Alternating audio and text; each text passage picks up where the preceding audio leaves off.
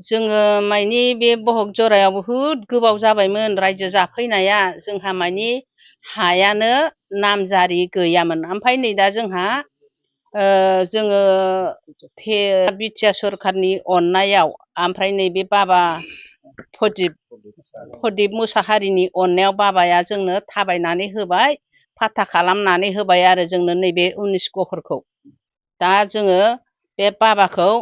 जोङो दा election बाबायाथ' ticket लानो नागिरदों नालाय बे बाबानो टिकेट मोनोबा जों बे बाबानोनो बहर होनाय जागोन आरो जोंनो साखाथि फाखाथि माबा जोंनावहाय मानसि दंबाबो फुरानाफोर दंबाबो जोंनो रावबो थाबायनानै होआखै खालामनानै होआखै जोंनो दा बे बाबाया खालामनानै होदों ओंखायनो जोङो दा बे बाबानोनो होगोन आरो बिटिआर सरकारनोनो बे बाबानोनो प्रदीपनोनो सालाय टिकेट मोनोबा जों बे बाबानोनो होगोन आरो भटखौ होना होगोन जोङो बाबानोनो ओमफ्राय उनावबो बे जोंखौ नायफिनखानांगोन बाबायानो जोंथ' दा जेबो मोनथ्राना जेबो फैया जोंनावहाय मुस्रि गांसे फैया जोंनाव कम्बल गांसे फैया जोंनाव मालायनि गामियाव उरुना दुयुना माबा माबि मोनलाबायो जेबो मोनसेबो बुस्थु सफैखाया जोंनाव ओमफ्राय दा बहर खाथिबा नायदो